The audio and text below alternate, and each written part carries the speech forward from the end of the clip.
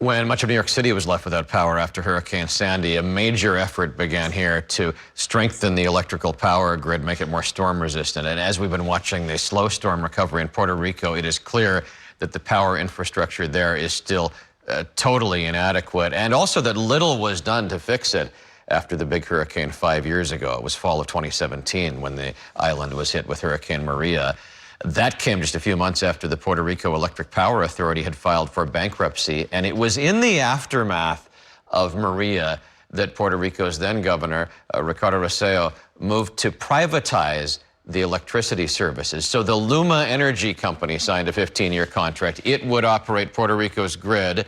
The outages have continued. When Hurricane Fiona struck last week, Puerto Rico was again plunged into darkness. In San Juan this past weekend, a protest condemning Luma and asking why billions of dollars in federal grant money has not been spent yet on improvements. We really need people to know that the energy company here in Puerto Rico sucks big time. They have hundreds of millions of dollars. You know what it is to have your refrigerator down for a week, not have enough diesel to run your generators, and throw away food that has rotted, or open food that you thought was on ice and is rotted anyway. It's just wrong. And you see the level of emotion there. Julio Cesar Garcia spent the past week reporting for New York One from Puerto Rico. Back with us in studio this morning. Good to have you back. Good to be here.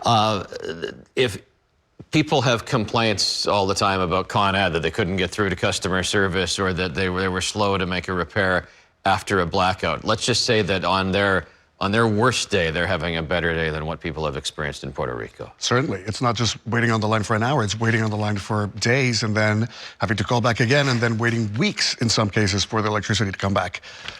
And it's, you know, it's been well documented. It's frustrating for people. People here are trying to send their support and just say, you know, this isn't acceptable. This is part of America. Certainly. You know, everyone from normal citizens, people who have relatives in the New York area, and down to superstars. Big Bunny wrote a song about El Apagón, which is the blackout, a common you know, thing that happens for them. And he's also had to bring generators for his concerts. So you know, you're back here now. You've got a tie on after walking around in your boots and t-shirt for a few days, really getting to know what the struggle in Puerto Rico is. Tell me what the power problem means to people. Are they buying generators? Do they have generators? Are they able to fuel those generators? The lucky few that have large enough generators to power small appliances such as a mini fridge or even a fan for the very hot days and nights, those are just a few. And then there are people like a farmer that we visited who powered a large generator to help himself and neighbors, but then he had to drive around for hours to find diesel. Small generators are available at supermarkets, but that's just to plug in your phone. But then again, if there's no tower service, then you can't even use it. I want to bring back an interview that Julio did with the resident commissioner of Puerto Rico. Elected, serving in Congress, not having a full vote in Congress. But here's how that conversation went. Here's what she said when she was asked if it is time for Puerto Rico to take some drastic action here and terminate that contract with Luma. I think we should focus at this time of actually restoring the power of the people and for the rest of the island, and of course maintaining the oversight on their operations. That doesn't mean that Congress are not going to be doing the oversight in hearings like we did last week, and we're going to continue to do so. But in this time, I think the most important thing is that the people of Puerto Rico may have power and that this company focus solely on that. And you know, Pat, over a week later, as of this morning at 6 a.m., 67% of all Puerto Ricans had their power restored, 124 out of the 150 hospitals. So they're making some progress each day. Little by little, but there's cities like Ponce, a large city in the southern portion of the island, where it's only 27% of homes. The Senator Chuck Schumer yesterday was raising the idea of the $12 billion in funding that was supposed to help fix some of these problems that's still sitting on a shelf somewhere. Most of that funding hasn't been spent, and that's the source of some of this frustration in Puerto Rico. Certainly, because while that money has been set aside, it has not been disbursed. And then you heard Emily know earlier, Gillibrand and Nydia Velasquez want more federal money to go in. Yeah. Julio, thanks again for your reporting. Of course. It is 7:37 to Shannon. Yeah, and good morning to you guys. We have some other issues to talk about on those subways right now. Queens-bound delays on A trains, and this is due to a car in need of cleaning, so that's slowing things. Mayor Adams is in the Dominican Republic today surveying the damage left behind by Hurricane Fiona. The mayor spent part of the weekend checking out the recovery efforts in Puerto Rico, which was also very hard hit by the storm. New York One's Julio Cesar Garcia was with the mayor yesterday as he met with local officials and residents and learned more about Puerto Rico's cleanup.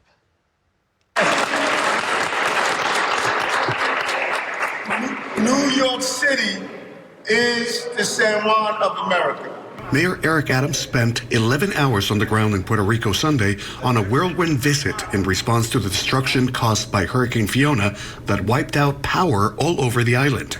He touched down in the 7 a.m. hour in San Juan and met with NYC emergency management staff assisting in the recovery, the mayor of San Juan, the island's Secretary of State, Puerto Rico's governor, and FEMA personnel before traveling to Cabo Rojo.